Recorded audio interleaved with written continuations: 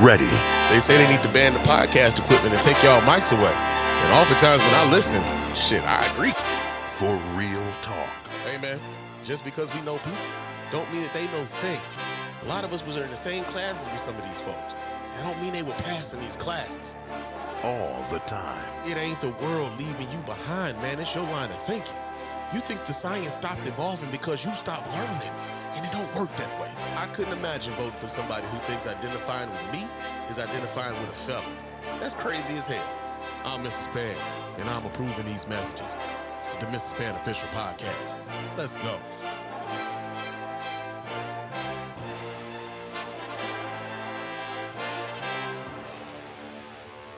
Yo, what's going on, everybody? Welcome to the Mrs. Spann Official Podcast. I'm your host, Mr. Spann. This is episode number 65 of the show. And yo, man, check this out. We are not alone here tonight.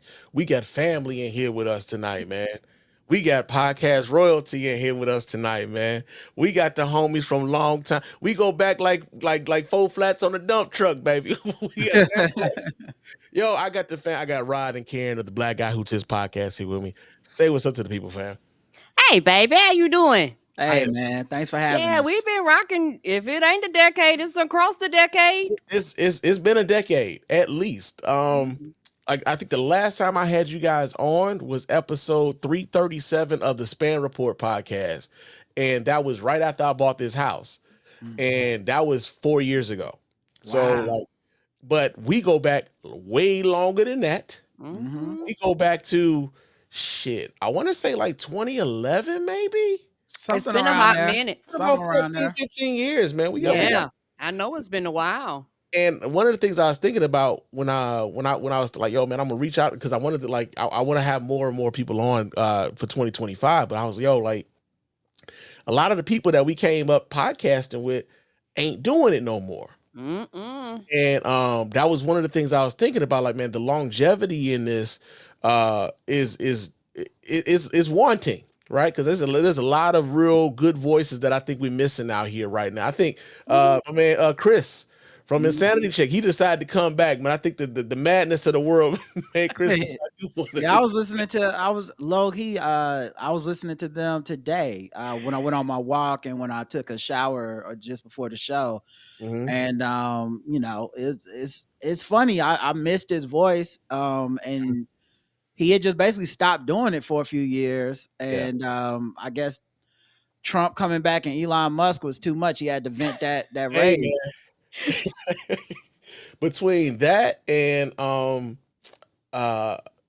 you know what, I think life, man, like we've all kind of watched each other kind of grow in different ways, man. We've watched families kind of come up, sprout out and things like that. So love everybody and everything that they got going on, but like we do miss y'all voices out here, man. Shout out to my man Brandon, Deidre, Mike, Twine over Where's My 40 Acres, man. All those folks, Black Astronauts, miss them, man. Like I know my man Aaron's still doing with the Nerd Off with you guys, man. But like yo, like the ways in which we came up and became introduced to those voices, man. Like some of them, I really do miss a lot of those voices and the ways in which we became familiar with them. Yeah. Y'all remember who's that? What's my man name? The Player Hater. Y'all remember him? Yeah, Player Hater, Dark Hater. I feel like we met through Dark Hater. That's how I was first introduced to you. Yeah, he used to be on there, and he would just play your shout out. Yep, that's how I first heard you. He introduced me to podcasting. Like, we don't rock now, but like I pay homage to where it's due. Hey, man, if it hadn't been for him, Mr. Spann wouldn't be podcasting, man. I'd probably still be just like some YouTubing ass nigga, you know what I mean? Right. Hey, that's facts. And like though it's the longevity is key, but it's just hard. You know what I mean? You gotta be determined, you gotta really be committed to it. You go through your lows, you go through your like creative ruts, you go through life shit, and getting back on that microphone is important. And I think also like we kind of came up at a time before podcasting was really official like now. So now I feel like people walk in and they all basically got a damn business plan out the gate. Yeah, you almost have to. Yeah, it's very different. And in fact, this is something actually yesterday, me and Rogers was eating out yesterday. We was talking about just podcasting in general and things like that. And I think we've realized life be lifing, and that's okay. And sometimes you have to figure out what's a priority and what's not a priority. And like Roger say, now everything is more plug and play now. Mhm. And being included in a network and all that stuff, like Roger said, you basically have to be everything. You have to be your own social media person, your own promoter, your own, if you want to tour, your own tour person. Like you literally have to do all this stuff. And something that Roger said that I would never forget, he said, most people won't help you until you no longer need it. Mm. Like Yeah. that's when people will help you, but you've already done a lot of the work. Yeah, yeah, I can connect with that in real big ways, man. Like, as a matter of fact, like I remember, like when I first started podcasting, you know, it was I had a call center headset in my laptop, and like I was using, what was that, Audacity, and like Audacity used to crash on me all the time, and it used to take me like 12 hours. It'd take the whole day to put a podcast out. Now, probably about half an hour after we get finished talking, that podcast is gonna be out all over the place, right? But also, they didn't have like sections in Best Buy for you to buy equipment and shit for podcasting, man. It just wasn't a thing back when we first started podcasting. So to see how much the game has changed to where now, like some podcasters don't know that, like, if it doesn't have a video element to it, like they come up they come up thinking podcasting is about the video. When it first started off, it was all about the audio. Like Mm-hmm. the video element, like even when I do this, it was like, yo, it became something to like an additional way for you to consume it. But it's mostly about this, most people are Right. listening via their phone while they at work, while they doing some stuff. Right. But now it's like it's so many But people when they get into podcasting, the video they thinking about that video first now. And that's the change. That's one of the biggest changes I've noticed. I agree. And also, I'm not gonna lie, I was one of them old fuddy duddies when people was talking about I play my podcast on YouTube. I was like, that ain't no goddamn podcast. The fuck you talking about? So I had to kind of change the way I think about it to realize that people are actually viewing things like it's a generational shift. So you Mhm. have a whole generation where if you say podcast, they automatically think video, they don't think audio, but it's a whole audio audience that you can't forget about too. So it's like you almost have to do both. And as I begin to have a better understanding of that, when people go, well, you can listen to a podcast anywhere you can get a podcast. And I truly understand that. And at first I was kind of had my nose turned up going, this is not the same. I still do sometimes. I'm not gonna lie, I still do.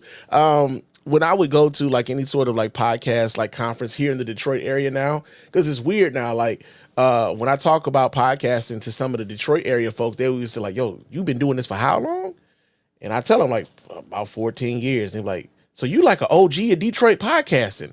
And I'm like, I don't know about all that, man. Like I would, I wouldn't say all that, but when I would talk to them about, having the audio element, because so many of them jumped into podcasting just on YouTube. They're like, yo, like Right. such and such podcast. And I'm like, so how do I find you on, Podomatic Apple. or Pocket Cast, or because these are the things that I've become used to when it comes to listening to podcasts. And like, Right. oh, I'm not on, I'm just on YouTube. I'm like, oh, so you got a YouTube channel. That's right. That's You in got a my YouTube mind. You got a YouTube channel. Like you don't have an RSS feed or anything that could go on like an Apple where I could listen to it on my phone or Mhm. like these other applications. And it wasn't until I figured out that YouTube was now offering RSS feeds. So now, Ah, you can be a podcast on YouTube, and then YouTube is distributing so YouTube has just become another way in which you can distribute the show. And so it's as we get older in this, it's like, yo, kind of maneuvering and changing up how we do stuff, and adapting and things like that, especially if you want to continue to be relevant. right. Yeah, you gotta move with how the movement is moving. And so it's just been interesting, like over the course of the last 14, 15 years, to watch the game change over as much as it Yeah, has. all these apps are really becoming like each other. Mm-hmm. Yeah. And honestly, not that I really dig his show or anything, but a big part of this is because of Joe Rogan. Like Mm-hmm. Joe Rogan building this platform on YouTube and then being, selling it to Spotify. Mm-hmm. And then Spotify really realizing that the video element was such a huge part of why people like this show, and having to retrofit the video element. And so now Spotify allows you to upload video directly to their host of Spotify for podcasters. Mhm. That wouldn't have happened without Joe Rogan and his huge platform and divvying up that audience, and that audience complaining They and complained. and all of the stuff that came with it. And so now you have Spotify doing video, you have YouTube doing RSS audio. Like, it's really crazy watching this game like change in front of our eyes like this. But it's the power of the smartphone, man. It's the power of people sitting. Like, when we first started, people was listening to iPods and downloading podcasts and taking them to work and stuff. And now we're at the point where people are streaming live video, sometimes sitting at their desk. People are watching Netflix, but while listening to it at work, but not really even looking at the screen. So like everything's kind of becoming like pushed together. Yeah, and also they've done a study, and they said that most people listen to podcasts actually stream. A lot of people stream through their smart TVs now, so they will actually turn your podcast on their TV, which is something that I would have never thought about, because that's not how I consume it, but that is how a lot of people consume it. They actually watch you like a TV show, and that's their form of entertainment now. But it's still a podcast, and they still get the same interaction as they would if they listen in these other formats. Now I do that with y'all when I'm watching y'all's YouTube channel. If I'm at home and like I'm cleaning up or something like that, I'll go into my, like, if I'm if I'm downstairs, I'm in the living room, I'm cleaning up or something like that, I will have y'all on the big screen with the sounds bars and with the sound surround sounds and everything else. And if I want to be terrified, I turn it up. But but no, like I will listen like through my television. I will watch the podcast because now there's the video element to it. I can like, and if we keeping it a buck, man, like there's a different way when you watching someone when they're when they're doing the show, like you can watch the inflection on their faces. You can see like kind of what the emotion they're bringing. Like, it's been plenty of times, Karen, you've been passionate as long as I've known you, but seeing it is something different than just hearing it. I know that about Sacramento, but I never really thought of it because I'm just being me, and we kind of had the video element for a while, so I don't really think of it like that. And I think somebody actually wrote into the feedback show today, and they was like, I've been listening for a long time, but I actually started watching on YouTube, and they was like, I didn't even know what y'all look like. You know what I'm saying? Because I've always consumed it in a audio format. Yeah. So part of the reason why we're talking, like, I don't know, talking shop. I love talking shop with y'all because we've been doing it for a while. But one of the things that kind of really brought me into like just talking about the content creation and like the podcast and everything else was I was watching some interactions that Francesca Ramsey was having over on Threads, and we kind of talked a little bit about this before we went live. But there's this idea that a lot of folks have on social media that their friends and their family owe them some sort of audience when it comes to what their content production. And Francesca Ramsey was trying to tell people that, hey, you probably want to put some more work into your content creation before you just start asking your friends and your family to just co-sign your shit because it's you doing it. And she's been getting a bunch of pushback over on Threads about it. So I want to play this video for you guys. And so I'm going to pull this up so you guys can watch right along with me because she's talking about it over on the thread. So let me do this here so you guys can see what's happening.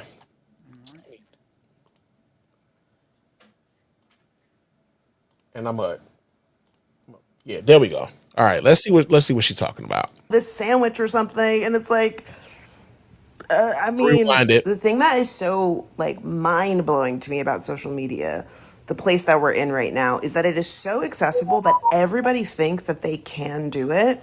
And especially with TikTok, so many people just put such low effort shit onto the internet. And then they're like, where are my likes? Where are my comments? Why am I not blowing up? Where's all my free stuff? And then like you go look at their content and you're like, you're not doing anything. Like, you're not saying anything. You're just looking cute. day in the life of me going to Pilates and, sit with me in my car while I fucking taste, I don't know, this sandwich or something. And it's like, I mean, you want your friends to engage, but like you're not really giving them anything to engage with. And then the minute you say, like, yeah, you actually have to do more work, people get so fucking defensive. And, here's the thing, I give away so much free advice. And not just like, this is my opinion, like, this is what I know works. I've done this for a really long time and I'm good at it. And if you tell people, hey, the truth is, it takes a lot of work, it doesn't always work out, like you kind of have to find an internal drive that's not about external success. You have to be committed to your own work in a deeply personal way that not everybody's going to understand. You have to focus on your craft. You have to actually have something to say and not be concerned with like status and money and all of those things. And that's what's going to help you find and define success for yourself. People don't want to hear that. They'll tell you you're a hater. And you know what? Fine. I'll be a hater. Sure. The thing that. All right. So, yeah, hold on me. There we go. So yeah, man, what do you guys think about what Francesca had to say there? Because one of the things I always think about when it comes to especially like being in some form of content creation, I think there's a generational divide that we're looking at, and I think that oftentimes because we some of us older folk who grew up at a time where social media was not something that we always had, we're coming up against a generation who social media is how they came up. They don't know a life without social media. And so I think the expectations of our interactions are different simply because of how we grew up with this medium. What do you guys think about that? I think it's kind of like, because it's become so ubiquitous that like everyone has social media, and there's no gatekeeping or qualifications to start your channel, to give your advice. And a lot of people are kind of copycats. So, and social media has, especially TikTok, has really no moral code about copying, which is, a really, I bring that up specifically to say that there's a lot of times where I can understand why people don't know why no one's messing with their stuff. Cause they're like, I watched a video and this person copied this other person's point, and then that person copied this other person. We have no idea who made it first. I made the same point as all of them. How come I didn't get the million views, but they did, And a lot of that is because of that. You have so many people, but very few people are actually talented, thoughtful, dedicated, and all of that stuff. So I think that's a big part of it. The other part is like what counts as content. The bar is very low now. Even with Fran, like Fran started out like, I feel like she was ahead of the game with Decoded. Like I feel like a lot of what we call like TikTok social media activism is kind of just aping off of Decoded. You know what I mean? It's just like she was on MTV doing it first and better than most of these people, and now everybody can like hop on their phone on TikTok, make something their background, and be like, look at this video. Here's 12 things to think about. And she was already doing that, which is why she's an OG at it. But the bar being so low for content, it's a huge step off from like Decoded to just I turn my phone on and give you my opinion. And now that we all can do that, it has made people feel entitled because they don't see the difference in effort between what you're doing, like what Fran's doing here, versus when they get on there and they give their advice about something unsolicited. And so they don't see the sweat equity, the brand, the everything she's done to be the person she is. They don't see any of that stuff. And because the bar is so low for content, it's not all dedicated stuff. So to them, they don't see the difference between when she like breaks down like the 4 tenets of white supremacy or something versus when she's just on there like, got my hair did, got my nails did, just wanted to show everybody what I'm working with. Pals, talk to y'all tomorrow. Yeah. To them, they like, how come why people looking at her? They should be looking at my nails, So I think you're getting a lot of that mixed into it. and it becomes very personal. Like, she, even in her video, she's talking about people like getting mad at her, people that don't like what she got to say, people that's gonna be in her comments. It's so much access to each other that it leads to entitlement, because technically no one should feel like you're owed access to anything, not a like, not a comment, not a reply from anybody. But you know, once you out here in this world, that's how people moving. Yeah, and my opinion is this. I've realized everybody thinks that they're special, but some people are under a delusion that they're super special when they're not. Because now in podcasting, there's so many voices that it's very, very, very easy to be drowned. Oh, because yeah. there's so many voices out there. So you have to do something to stand out, and you have to do something to be unique. We've been doing this for a long time. When Well, this isn't even podcasting. No, this ain't. Yeah. No, but I want to. I know what point you're making. I just want to add to it. Podcasting is actually harder than this. Yes, podcasting is actually harder than what she's doing, but some of the same things apply to both genres. Yes. Yeah. Just in specific to what she's saying, I guess my point is, with podcasting, you gotta get the mic, you gotta get the equipment, you gotta upload it somewhere, you gotta record it, you gotta do all this stuff. This, you can literally turn your phone toward you, so people even more entitled. Because like, if I told somebody like if someone came to me with their podcast and said, how come I'm not getting 500 listens every episode? I can actually like be like, I know you put in effort to even put this out. Yeah, for podcasting. But if somebody's like, how come 500 people didn't like me talking about my nails tutorial? I actually am like, anybody could have did that. True. Like, you can't, like, you can't really be mad. Now, I understand what you're saying from that perspective.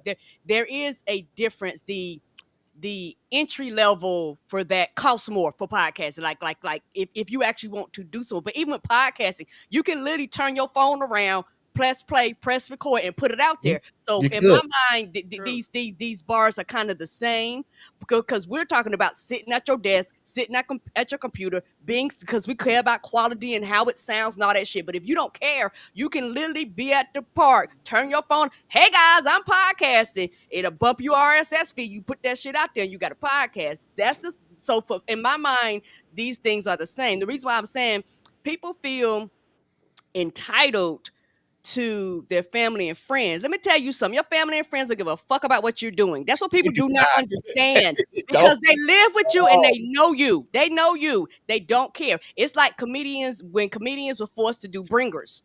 I don't know if you know anything about comedy, but you know, some of the comedy clubs would force newer comedians to bring bringers. A lot of times they bring their family and friends. You might get them once or twice. After that, they go, nigga, I don't give a fuck about what you're doing. I see you every day. Like, they literally do not care. And so to put the onus on your family and friends is unfair to them, because they know you, they have interactions. They don't want to talk about the shit you doing on your, but they don't give a fuck about that. Hey dog, how you doing? You want some fish, chicken, whatever we doing here ain't got nothing to do with you and your life. But people think that they're so special and that everything that goes on in their lives, everybody else should rotate around them. You know, and so that's what the problem. I'm doing something, so because I'm doing something, everybody in this room ought to pay attention to me, because I'm quote unquote famous, because I'm doing something that y'all can't do.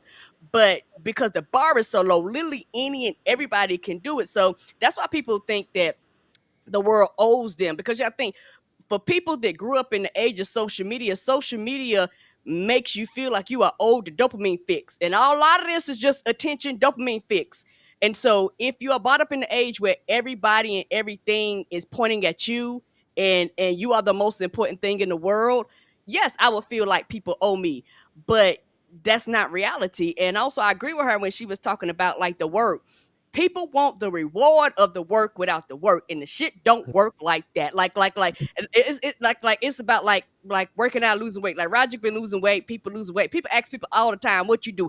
Work out and exercise. Nigga, they look at you and turn away because they don't want to do that. Everybody wants an easy fix. And also, it's not their fault, but also when you have a lot of celebrities that have stepped into this arena, everybody looks at the celebrities like everybody's going to be a celebrity. No, bitch. They took some people from some other formats and they bumped them into podcasting. They bumped them into these video forms. So they came with the built-in audience. That's why they're getting all the sponsors and all the money and all this stuff and everybody exclusive. Like, that's different than a normal person. Don't nobody know who you are. Nobody knows who you are. Literally speaking out into a void until somebody says, "Hey, I see you," and then you have to build a little bit. But nobody wants to do that. Everybody thinks that once I jump in, I'm gonna instantly be a millionaire, and it shit don't work like that. And then they get mad and pissed because they don't want to do the work, and they act like you say, it goes back to y'all owe me.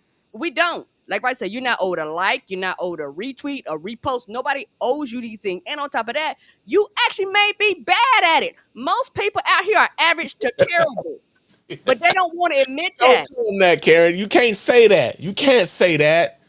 Their shit is the greatest thing of all times. You can't say that, Karen. Especially when you start. Like everybody's pretty much bad when they start. So like asking for people to like really bang with you out of charity or something, Right. it's only gonna make people resent your work. So I honestly, man, if I was most folks, I'd stay low and build. You know, like stay low, get you some episodes under your belt, and then when you make that call of like, hey man, I would like y'all to listen to my stuff, at least they'll have something to listen to and you'll be a little better at it, if anything. Agree. And also it's one of those things where it takes time to get good at anything. That's that 10,000 hours.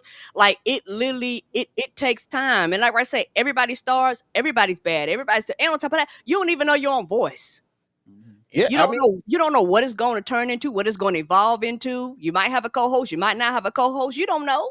I mean, think about how it was when we first started podcasting. Like I go back and I've listened to that very first the Spann report. I've listened to that motherfucker. I mean, it was okay. I wouldn't put that up against anything I'm doing today. Right. But that's 15 years later though, 14 years later. And you know, that's me being growing more comfortable behind the mic, even the whole live aspect of it. Like, I mean, I remember when I first did it, I was like, okay, I'm gonna try it. But you know, I had to grow into this. I know you guys had to grow into like, yo, this is just what it is. This is how we doing it, and then it becomes a part of your process. Right. But I think one of the things I really want to kind of lean into though is that, like, there's that generational divide. I think we're running into that. I really do think we're running into a generational divide where you know, like the kids are noticing, like especially like if you're presenting me like stories on Instagram, you can see who's watched your stories and who liked your shit, right? You can see that stuff now. Like, so like now if you see somebody who's your friend who's watched your content, but they didn't leave any interaction, they didn't leave a like, they didn't leave a comment, and I think these kids are taking that shit very personally. And I think that is the thing where, like, you know, when we grew up, you know, if you're doing something like you're talking with your friends offline, you ain't really worried about what they doing online or whatever else. If they did do some shit that was dope online, you would call that nigga, hey man, that shit was fire, bro. Right. But these kids are growing up now where they like, yo man, like you watched it, but you didn't say nothing. I think what's interesting is you keep saying kids and generational divide, but like we all know some motherfuckers our age that act like this.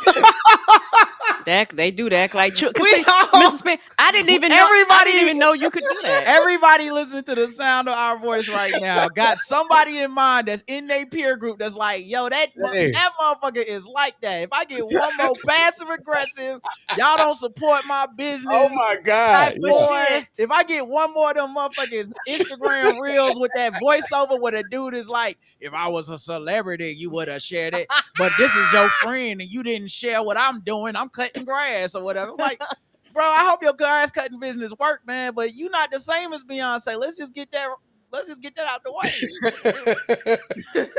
It's true.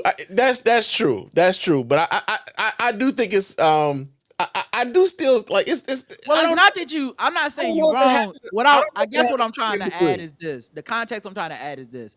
Some of this is how social media has changed our social interactions with each other. So like that's something we would have never grown up doing because it's not something we would have even had the opportunity to do. Social media wasn't like that when I was it just literally I'm sure there were people who thought like that. Yeah. Like I just couldn't see I'm 100% sure because we all knew like selfish people or people that just was always, you know, bookkeeping friendships, you know, that kind of thing. Like I came to your basketball game, you ain't come to mine, you know, that kind of thing. But it wouldn't have blown up like this. There's nowhere to share it. now that we have this avenue where everybody's sharing everything all the time, you're right. It's changed people's brains. And if you're young, you grew up with this brain. Right. If you're older, you adapted to this brain, and you looking. It's like it's even weirder when you our age looking at you like my story, but you didn't share my link. It stands out even more to me. Yes. But I guess if we was all 25 right now, it'd be like, well, that's kind of just how it is right now. Yeah. And that's the point that I would really like trying to lean into. Like, I just think that the way that we interact with social media and the content creation, the attitudes about it are different depending on what generation you coming into it with. Yeah. Right. Because like my daughter, my wife, I'm sorry, my wife don't really be like really fucking with the shit that I be putting out here. Yeah. What do I like? And I know she loves me, but the rest of it, I don't have any expectations. And I think like when you're older, you kind of recognize like, yo, I don't have any expectations of the people that know me. Like these niggas see me all the time. They talk to me all the time. And when they see me and they talk to me all the time, they know he on that shit. This is what he on. That's his thing. You niggas like your friends and your family don't owe you that. Yeah. You don't. And when you free yourself from the idea that they owe you that interaction, right. Hey man, the sky's the fucking limit. And the value I get from my friendships are those real interactions anyway. I don't like transactional friendships. Me either. I don't like feeling pressure to do something just because you keeping tally, and I don't keep tally so that people feel pressure. So I don't and it's probably just to protect my own creative brain. Like I don't know who listens to our podcast and who doesn't. I don't check in unless they like make it known, they mention something, they interact with us on like a live or something. That's cool when they're there, but like I don't ever want them thinking, well, I wasn't able to make it. Rod was looking. No, my brain, I don't. Because I don't want you to feel pressure, and I don't want to feel rejection. So and honestly, the interactions that count for me is when I get to see you and talk to you. Then I'll be like, that conversation mattered to me way more than you liking something or leaving a comment or whatever. Cause that's real. You know what's weird though? Like when my younger like family members tell me they fuck with the show, when they tell me that, that's what's up. It means something. Let them bring it up, right? But it wasn't because I was like, yo, man, you need to be out here listening to me. You need to be out here supporting. No, when they say, hey, I heard you say this shit, man, like I hadn't even thought about, yo, you was listening. I'm shocked. That's dope. I wasn't expecting you to be. So for you to like, yo, reach out and say, yo, cuz that was dope what you said on this. Oh shit, I didn't even know y'all was listening. But thank you. But thank you. And like I think when it comes to how this whole content creation thing, man, like it's become a thing to where folks are just like, yo, they think that they're entitled to the interactions from the people that are close to them. You're not. They don't. Your folks don't owe you shit, man. They don't. And hopefully, you grow out of that. I hope, people that feel that way. Hopefully, somebody like Fran spreading that message, people will grow out of it because you got to grow out of it, man. You're giving people too much control over yourself when you do that anyway. Absolutely. Now, another story that we got here, man, I kind of wanted to touch on, man. So who are these experts telling folks that they ain't got to wash their goddamn their legs, man? Nigga! Who are the experts? Because we keep seeing stories coming up talking about you don't have to wash your legs when you're taking a bath or you're bathing or anything else, right? So I got this story here. This comes out of yahoo.com over in the UK, okay? And they are saying that the experts are telling them that you ain't got to wash your legs while you're in the bathroom, right? So it says, what's the right way to draw an X? Are Sour Patch Kids flavored Oreos delicious or nasty? Nigga, what? Wait. Hold up. Is a hot dog a sandwich? The internet is always happy to offer and debate and answer for whatever ridiculous question won't stop rattling around in our heads. But one question stopped us in our tracks when we saw it pop up in 2019. It's 2025. This shit's still going around. And it's continued to haunt us since then. Do you really need to wash your legs when you're in the shower? Countless people claim that that because the soap from the lathering, countless people claim that because the soap from lathering the upper parts of our bodies trickles down to our legs as we bathe, that there is no reason to specifically wash our legs. Others argue that without deliberately attending to our legs, they're still dirty after we get out of the tub. So who's right? That's what we, Raj Punjabi and Noah Mickelson, host of the Huffington Post Am I Doing It Wrong podcast, asked Dr. Divya Shokin, the founder of Ocean Skin and Vein Institute in Manhattan Beach, California, when she dropped by to the studio to talk about all the ways we might be showering wrong and how to do it better. So I'm putting her name on it. Divya Shokin is telling these people not to wash their fucking legs. Okay? I don't know. I don't think you do need to wash them. Dr. Shokin told us, unless you're like aggressively sweating and you just bike 20 miles, then yes, please wash your legs. That's because our legs are often covered by our pants or other clothing, which protects them from dirt and grime, and there aren't hot spots like the armpits or crotch where sweat and bacteria tend to flourish.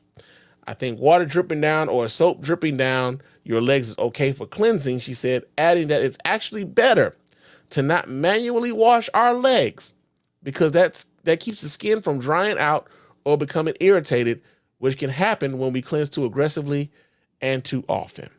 Lotion. Exactly. They don't believe in lotion. Moisturize, man. We moisturize. We get out that motherfucker with all kinds of shea butters and oils and lotions, sugars and stuff. Mm-hmm. I ain't worried about my skin being irritated when I get out of the motherfucking shower, man. I don't think that's ever been something I worried about. Hey, man, my skin is irritated. Oh, hand me that Nivea, my nigga, with the what's the name? Like, why is it still a thing? Why are the whites trying to convince us that washing your legs is something you ain't got to do, man? Why is it still a thing? Why do I legit don't get it. I don't understand. I imagine it's something to do with because I do think Black people have trauma from obviously slavery and oppression that we were labeled as dirty and sullied and all this type of shit when we were literally put in bondage, and so white people could feel superior to us. So of course we probably overemphasize on cleanliness. I feel like I say this all the time. Every Black person that's a rite of passage is probably almost passed out in their bathroom before because you mix Pine Sol with the Comet with the bleach, and about damn killed yourself in the bathroom because you just was like, and you don't even know why. It's just ancestral. You just like the Pine Sol I bought that clears 99.9%. It ain't enough. But if I mix that with the Comet and then I mix that with the bleach, I feel like I got something else, and you done made a pipe bomb in your bathroom. Right, with no windows in that bitch. Yeah, so I feel like that's a big, we probably overemphasize on cleaning, but obviously that means the direct opposite must be true for white people, right? They must be so assured of their supremacy that over the years, they've been thinking like, my shit don't stink, literally. Like, I don't need to clean. These Negroes, they're the dirty ones. And so I think we got to a point now where every once in a while, about once every 6 months, we get one of these articles or we get some white celebrity on a podcast that people used to think was attractive tell us why they actually stink. It's like, I don't know what made you so confident to share that, but I would have kept that to myself, Ashton Kutcher. Man, you would have had to like kill me in order to give me the review, that type of shit, bro. Right? Yeah. They be telling us like it's a thing to be proud of. Like, I only shower once a week, and our kids go to bed dirty every night. I'm like, that's you know what? They take your kids if you were Black. They would take your kids from your house. No, and your peoples will be the ones calling the people like, hey, they're watching them kids. Right. They be calling a child protective services on you. Black people will walk out the house and they kids be looking clean before they do. Yeah, and like you can look dirty before your kid could look dirty. That's true. If I see you outside wearing a pair of Jordans and your babies ain't got on no Jordans, nigga, something's wrong, bro. Right. Something's wrong, man. Like the kids better be is geared up better than you before you step out here looking fly. Nigga, the kids better be out here looking fly. They don't even know what the fuck they wearing. You can be out here with a 3-month-old. He ain't got on no J's. What you doing with J's on, my nigga? Getting the echo and you sound better. Mm-hmm. So it's something about going through that mic or something. Mm-hmm. I don't know what the fuck it is. Okay, because right now I'm just going through the microphone on my Webcam webcam. mic. The Yep, webcam it's mic. fixed. No problem. Oh shit! Yeah. All I right. was having a problem with that mixer. Okay. Well, we're gonna be doing a lot of fucking editing tonight. I told y'all it's gonna be 30 minutes after we get off. But we're gonna be doing some editing tonight, nigga. Yeah. Goddamn. So for the people who were watching us live, my apologies. Them niggas is all gone. But fuck them. Them niggas is all gone. Like, man, fuck it. But like, no, real talk. Appreciate y'all's motherfucking patience, man. Cause No problem. Because damn, shit happens, dog. I get it. But like, yeah, man, that right there though has never happened. That right there has never happened. So I got to do We recorded half of a whole show with Justin one time just to find out Rob wasn't recording. So we redid the show and made jokes about the show. So you had to be in the chat room in order to get the jokes. So y'all know how many shows I've lost back in the day because I found out I didn't hit the record button. Like I'm out here like oh shit. Well, what I figured out was, and this is one of the things that I really do appreciate about recording live, is that even if like my mixer wasn't recording or something like that, and I forgot to hit record, at least there's still the live version of it. Yeah. So I just go back and I can record. Recordings. I can go back and be like, well, fuck it, I'll let that run and record that, and then that ends up being the episode. But that's something you learn. You be like, look, 2 to 3 recordings at all time. You don't never know something. This is why you can't depend on your friends and family to be listening to your shit, right? Because they're gonna be like, nigga, I tuned in and it was 30 minutes. You trying to figure out how to talk nigga, right. You don't know what the fuck you doing over there, nigga. You right? Your shit look professional, nigga, but it ain't professional, nigga. I pay money for serious, nigga. You ain't serious, right? Straight up, man. Your family will let you know, nigga. Like nigga, you ain't serious, nigga. So we got that going on, man. Now okay. So I got 2 fucking windows over here. I gotta do this. Here we go. I'll be forgetting sometimes when you got a couple monitors and shit. And okay, we're gonna do this here. Let me pull up my pocket again. Damn, this shit have threw me all off my rhythm, bro. All good. All off my rhythm. All off my rhythm. Okay. So we was talking about Teacher Moses and smacking the piss out of people. That's what we talking about. That's what we talking about. Mm-hmm. Shout out to those of you guys who joined us. Can you read her tweets again, because I think it was messing up during that time. Mm-hmm. I wasn't hearing you clearly. So I'm going to go back to Black Enterprise magazine because it's where we get the story. It says Teacher Moses threatens a woman after she claims that she supports R. Kelly. Says that I will slap piss from you. This is what Teacher Moses told a woman on Twitter who condemned her for appearing to support R. Kelly. Twitter user Trixie the Pixie voiced her concerns after watching the R&B Money podcast hosted by Grammy Award-winning singer and songwriter Tank and his business partner Jay Valentine. Okay. Tank asked Moses her picks of the top 5 R&B songs. One of the songs she picked was Greatest Sex by R. Kelly. You can close your eyes and see everything he's saying, Moses told the co-host, explaining why she picked his song, and she and Tank mouthed the lyrics. It's just so beautiful, and then the production is amazing. Wait, do they have video to this? They probably do. They have video to this. Let me pull this up. So, because if I ain't got to read it, ain't that the truth? If I ain't got to, that's weird too, because like Greatest Sex is not even a great R. Kelly song. It's like she died on the Shield for nothing. Like that's like if you put his Greatest Hits album out, it probably wouldn't make his Greatest Hits album. So you really just like you died for a deep cut, Tidra. That's like the second album. Okay, so there was a time when your man Spann was a really big R. Kelly fan, right? Me too. And TP2.com had some hits. Right. Spann ain't never denied. The man could write it. Yeah. But at a certain point, it was like, nah, I can't rock with this shit. And I gave up all of it. Most importantly, when we say he could write, we know what that means. Come on, man. We know my man's couldn't read.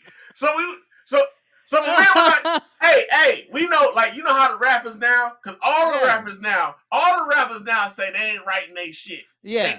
Everybody Jay-Z now. Before it was like, yo, man, you know, I go in my notepad, this and that. Now everybody punching in. Right. R. Kelly was probably punching in from fucking day one. R. Kelly was probably a punch in fucking pioneer that we don't even know because he wasn't writing the goddamn thing. There's no way he was right. Like, because she said he was one of the, like, I saw on Twitter, everybody was like, he one of the greatest songwriters. I was like, no, we know he can't write or read. He couldn't read. So if he was writing this shit. Let's not, I know what y'all trying to say. Okay, so no, there isn't video. There isn't video. This is a bunch of screenshots of her. Oh, okay, I know that. Yeah. It's on the R&B pod. I figured there might be a video of her saying these things. So it's not any video. So I'm not gonna pull that up. Okay. Says, her interview didn't sit well with ex-user Trixie the Pixie. The user stated, "I sincerely would like to say fuck her," talking about Moses after watching the podcast episode. I don't know how many times we have to repeat that R. Kelly was writing songs about having sex with teenagers, and the reason why it's so visual is because he's teaching kids how to fuck. Right. Moses replied in a series of now deleted tweets with expletives before stating, "You don't know me, but those who do know what I'm about." Moses added, "Coming on this app with that bullshit, I will slap piss from you." The woman doubled down even when people criticized how she originally came at Moses. What you're missing is, I don't have to say don't support a convicted pedophile who we all have identified as a danger to everyone, not just kids, grown women too, in a nice tone. Mm-hmm. Because someone they like replied to her and said, I also read the tweets that followed, and they just didn't come off as constructive criticism. And again, obviously the tone is fuck you in your comments itself. So yup, she gonna come back at you vile. Doesn't make it right, but I see why she got mad. She got called out. Mm-hmm. Okay.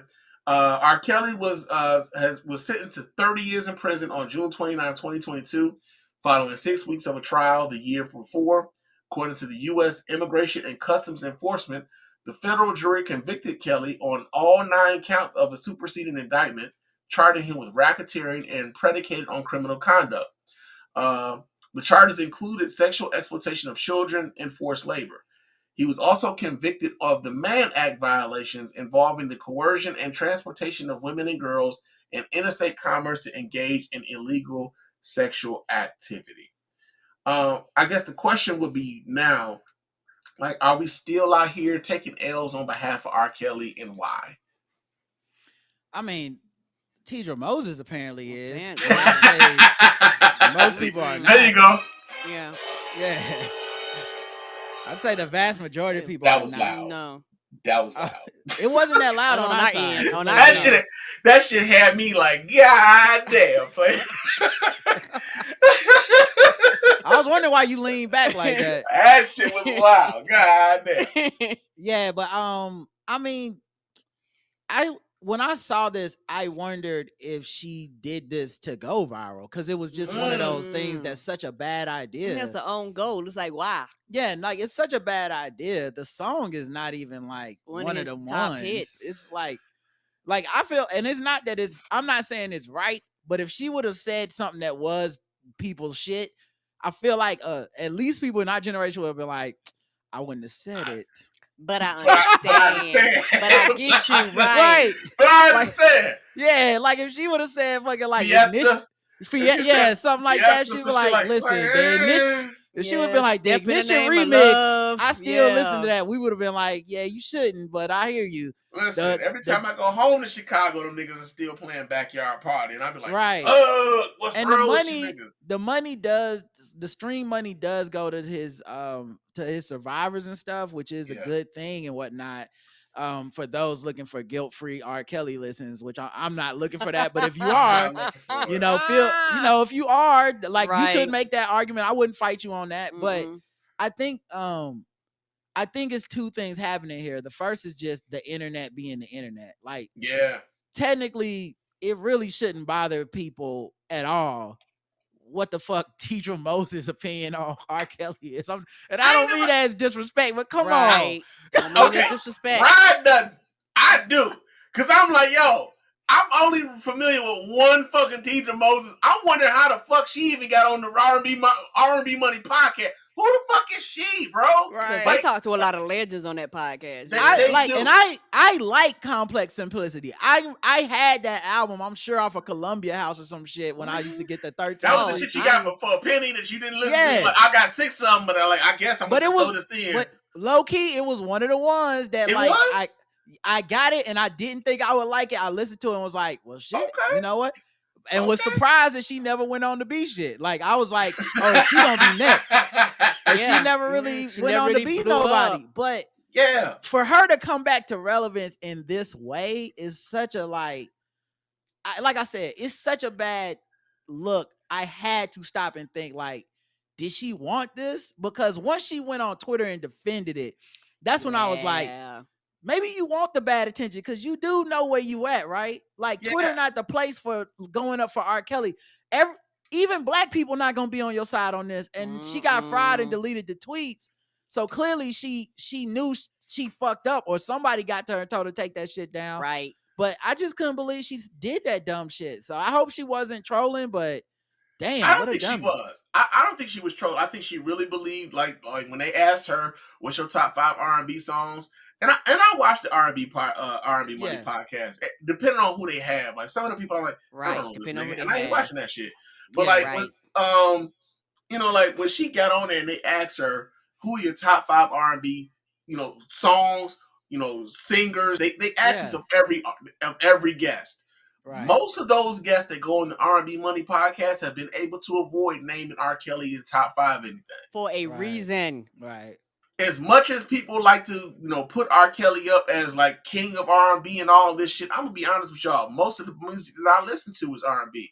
I've been not listening to this nigga for the better part of the last 15 years. I am not wanting for good R&B music devoid of R. Kelly. Like for her to get on there and like say that, like, to Rod's point, maybe she knew, like, I just can't imagine.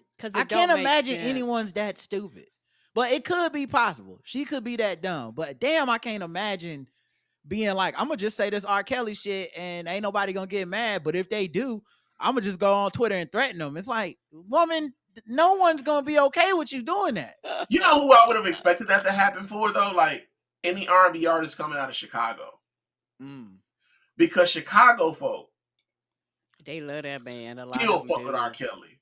Anytime I go home, no matter what, R. Kelly is still getting played. They don't give a fuck in the shot.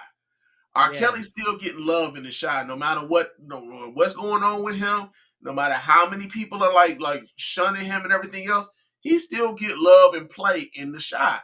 And I'm just wondering why she decided. Well, Tidra's from New Orleans, so she should have been better off saying some Wynton Marsalis or something. Like, what the fuck are you doing? I don't know why and that's funny because all this time I've been like, I don't know why she didn't make it, but maybe low key she's just a real wild person, and maybe little shit like this that kept her from making it in the industry over the years. Because if you wild enough to say this shit out loud, what else did you say to people? Listen, that's the truth. and I fucks with New Orleans heavy, bro. I love that city, man. I hate what's going on with them now with the terrorists. The terrorist shit going on. I've been on Bourbon Street, that very fucking corner, getting fucked up, like having a good time. But come on, man, this can't be y'all. Like, come on, sad. Come on now, it's sad. One last story before we get on up out of here, man. I know I've held you guys on here long enough, but I think this is something that I was thinking about, and I really did kind of want to run this past you guys, right? So like we've been around long enough to know, like, there was a time where the truth of matters mattered, like the truth of things mattered, right? And one of the things as we talk about the things that are going on in New Orleans, we found that, like, some of our political folk are using this to their their political advantage, or spouting their political rhetoric and everything else. One of the things that happened was Donald Trump and those who support Donald Trump have been trying to link the New Orleans terrorist attack with illegal immigration. right? Another person of the MAGA contingent has decided that he wants to link teachers' unions with the terrorist act of New Orleans. And the reason why I'm bringing this up now is like, I wonder whether or not we've reached a point, if we're too late or if we're too far gone or whatever, where truth no longer matters. Are we in the post-truth sort of situation now, because people just get out here and they say anything, and because of the echo chambers in which we consume our news and get our information, how that affects how we move going forward. And so I get this story here. This comes out of the Oklahoman, and the story of this guy Ryan Walters, who is the superintendent of the Oklahoma schools there. And he went on Twitter to talk about how teachers unions are radicalizing American citizens. So I got a video. There is video attached to this. So I'm gonna pull this up so we can all watch here and see what the hell this dude is talking about. But let me pull this up. All right. Check this out, y'all. What a terrible day when we see terrorist attacks on American soil. It's absolutely tragic, and we've got to look as a country on how these things happen. We absolutely have to shut down the border to not allow terrorists to come across the border. We also have to take a look at how are these terrorists coming from people that live in America. And, you know, you have schools that are teaching kids to hate their country, that this country is evil. You have the teachers unions pushing this on our kid. The radical left wants people to hate this country.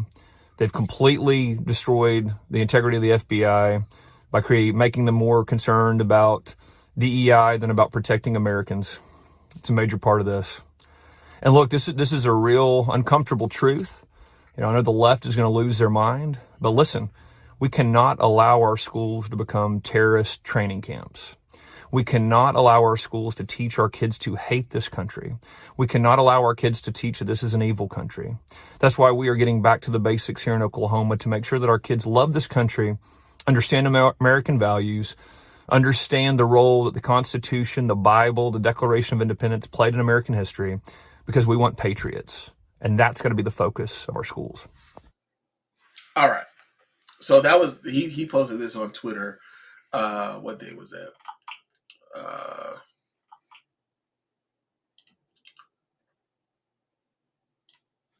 What the hell? Okay, so he posted this on Twitter on the, okay, now they asking me about ad blockers and shit. 2 days ago. Okay. 2 days ago. So, you know, with my podcast, I know I tend to like kind of like lean in towards like refuting a lot of this stuff. Mm-hmm. Like, because I think that's important. I think that like folks do need to hear some pushback on the bullshit that they're being constantly fed all the time. But the flip side of that is like, it's so much bullshit, like you can't refute all of it. So it's like, in some ways, the effort feels futile. But what do you guys think about, like, you know, the amount of BS being pumped out into the social media sphere, the news sphere, and how do you guys feel about like maybe combating that, or if you feel like that's even your job to do that? For me, it's one of those things where social media, put like this, the way social media is designed is not designed for the human brain. I will tell anybody this, because we're not designed to hear everybody's thoughts all the time. That's what a lot of social media is, hearing everybody's raw, unfiltered thoughts. We're not meant to consume these things, be it good, bad, happy, sad, indifference. You're getting flooded with thousands, and if you're a celebrity, sometimes millions of comments all at the same time. We're just not meant to consume all that, and you can't, there's no way for people to filter through that. And my thing is, particularly here in America, once our media got out of news and got into profit, that's when the truth shit made a change. Like, that's when it shifted. All of a sudden it went profitable. All of a sudden all your news media outlets literally turned into social media. They started getting their news to social media instead of them doing their job, which is actually who, what, when, where, why, and how. So once these kind of institutions start lowering their standards, cutting staff, getting rid of editors, getting rid of people, and the people that you do have, the only way for a lot of them to keep their jobs, all of a sudden you have to become opinions versus facts. These are two separate things. Give a fuck about your opinion. I want facts. I want stuff that's researched. And guess what? That shit costs money. That it costs money to pay somebody to spend 6 months to a year to 2 years, whatever it takes to do this stuff. So a lot of the institutions that we used to could go for the truth, they're still out there. But for the average person, it's very hard to find these things. It's easier because people are lazy.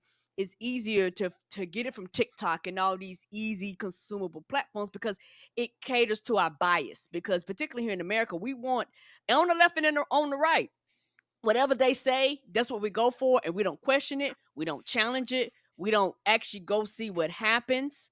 You know, everybody thinks that the other side is the ones that are on the extreme with it. It's extremes on both sides. Like I said on the podcast, it's easy for the people on the left to see the people on the right and point at 8chan and 4chan and y'all believe in this stuff, but the people on the left fell for a lot of mis and disinformation also. But yet if you look at them and you tell them that you fell for it also, they don't want to believe you. It's really easy to be tricked because it's so much information out there. And my thing is, as long as I'm alive, I'm going to believe in the truth. Because the truth can stand by itself. It stands the test of time. It don't care about your feelings. It don't care about your opinions because it is the truth. And it don't care about your debates and none of that stuff because the truth is like, I am the truth regardless of the fake reality that you made up. I still exist because I can stand on my own. And so I still believe that, particularly if you have my opinion, our platform, we're going to continue to talk against the truth. It's impossible to talk against all of it. But the things that come our way and the things that we feel passionate about, I still believe in the truth. Something like this, I probably wouldn't even acknowledge on our show just because one is so basic, and I think there's a certain type of content creator right now that's conservative that relies on the outrage. As soon as he mentioned how the left is gonna go crazy over this, it immediately made me be like, I know what you're doing. You're using certain buzzwords, DEI and shit. You have no proof. You provided no facts. You provided no backup. You just got in your car during your break and you said some shit and you put it on TikTok and you want us to go crazy because they have this dream fantasy that these liberals are out here getting upset about everything. And especially in the wake of the election, I feel like we have to be careful about what we rage promote, like what we promote with our platforms by being like, look at this motherfucker, because it's not making them stop. And it's also not, it's I would even go so far as to say it's low-key encouraging them. Some of these people, I feel like JD Vance rose the power off of our outrage. I don't find JD Vance to be that savvy or good of a politician, but he does say outrageous shit and then everyone shares it. And then his big thing is, I ain't ashamed of what I just said. I don't care that y'all just said I fuck couches or whatever. He don't care. And so he rode that all the way to vice president. And so the moment in this country that we're having, I think, and a lot of it is about this defiance of like, I'm not ashamed. That's why we voted for Trump. Trump's not ashamed. That means I don't have to be ashamed of being a piece of shit. And so this dude's a piece of shit, goes and lies, knows none. Teachers unions ain't doing shit. They're not doing anything to a fucking kid in school.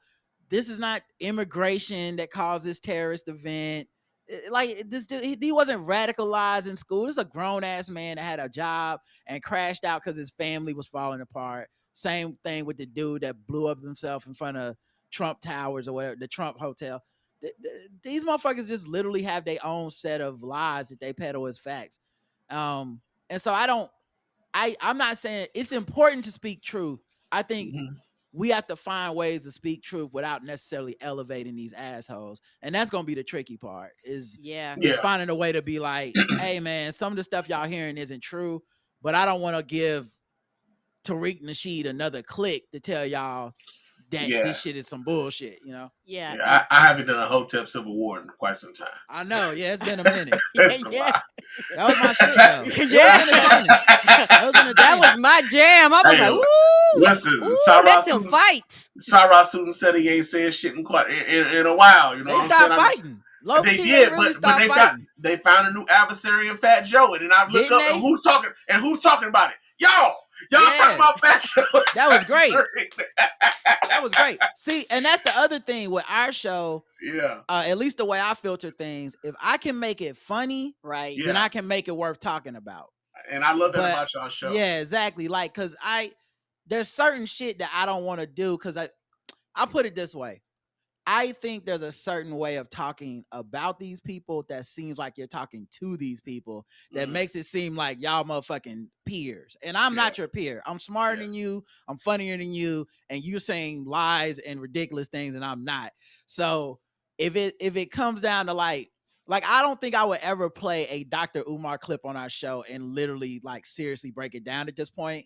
Cause I know what he is now. It's gotta be funny. It's gotta be jokes. But before it was different, right? Like the first time I was introduced to him, I think I would have played it and been like, okay, let me see. Look, guys, here's the flaw in this logic. Now at this point, I'm like, if y'all don't think he's a joke, it's gotta be jokes. It's been too long. We've seen too much of Umar to be like, hey, bro, y'all know this shit is just funny, right?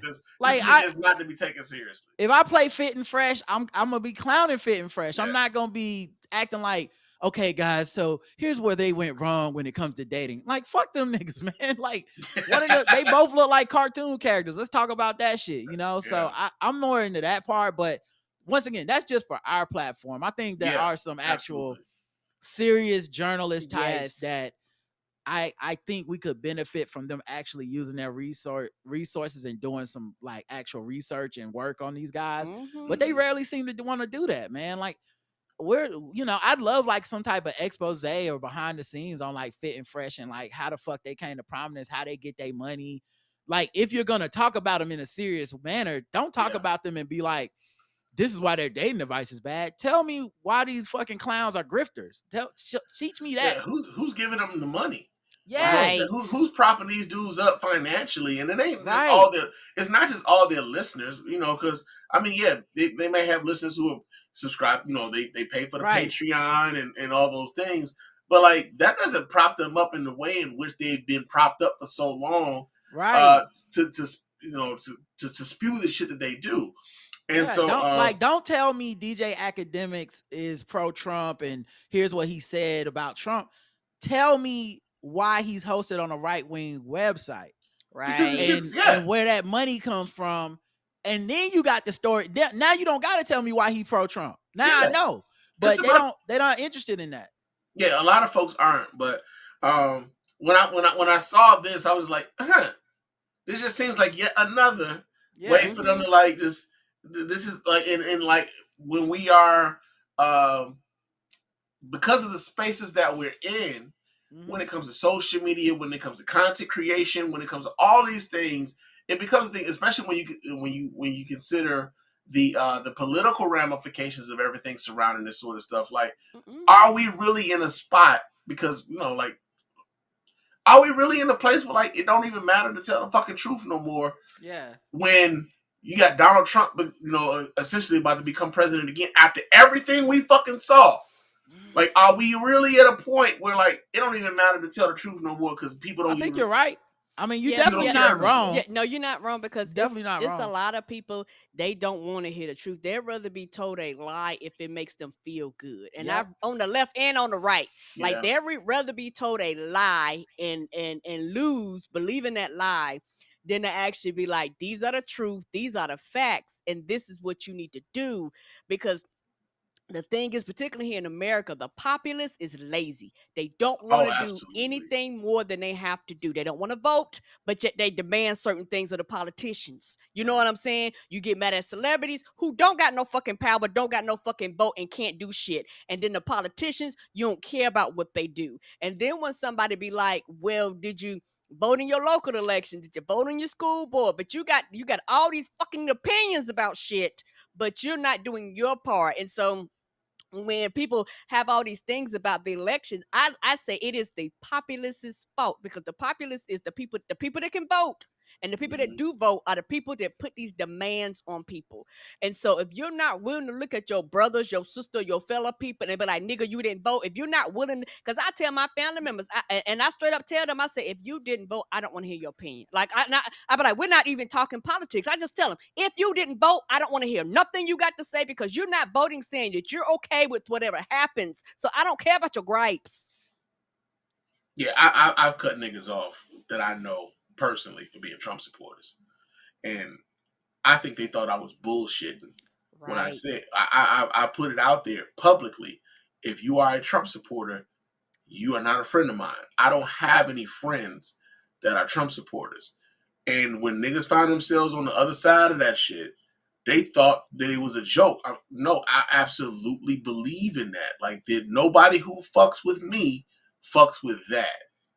And we're gonna find. I mean, like, I guess on the flip side of this, we're really gonna find out, like, how far down the line we are on this truth shit. Right. Because that's essentially what this here is about. Like, this man here is spewing some bullshit. And for those of us who are politically astute, who pay attention, we know it's some bullshit. But how many of our friends, how many of our family who aren't paying as much attention knows that what this person is saying and the shit that they're taking in is bullshit as well? Yeah, I just wonder, like, how many people, family members, is seeing that? You know, like, if you're not politically engaged, how are you finding this particular guy's video and then just uncritically watching it and being like, well, that's as much as I need to see? And that's the thing. The uncritical part. It's like a lot of the stuff where it don't pass the smell test, as the old folks say, and y'all just float with it. It's like, okay. I mean, we do have a dumbass country, so we do. I mean, I'm not saying it's not happening, but it's I don't mean to sound like a jerk, but it's like, when you're that dumb, I don't actually know what the plan is to save you. Yeah. Because like all the shit I'm saying, it could be true, but you put on as much weight on what I'm saying as this motherfucker sitting in his car lying to you. Yeah. I guess it's a real 50-50 proposition when it comes to your shit. You know what I mean? Yeah. I mean, you guys heard it in the intro, man. Like, yo, we went to class with some of these motherfuckers, man. That don't mean these motherfuckers is passing these classes. Yeah, exactly. So we got that going on. But listen here, man. Thank you so much. Yeah, man. Thank you so much for Rod, Karen, coming over and chopping up with you, man. Also, dealing with the technical difficulties we were dealing with tonight, man. Thank you guys for your patience, man. I love y'all, man. You too, baby. We got to get you back on. It's been a long time, man. We got to do this more. But before we get on up out of here, tell everybody how they can get in touch with you guys over there, at the Black Guy Who Tips. Karen? You can find everything about us at theblackguywhotips.com.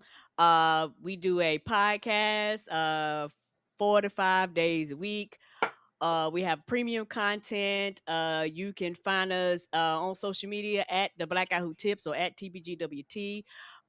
You can find me at Say That Again, that is in DAT. You can find Rod on Twitter at Rodimus Prime. And also, for those of you that are listening, we are doing a live show in Charlotte, North Carolina, February the 28th. Tickets are on sale now, virtual and in person. And yo, send me that link so I can put that link in the show notes as well. I'll do it right now. Yeah, send me that so they can put that in the show notes. But yo, man, y'all know how we do over here at the Mr. Spann Official Podcast, man.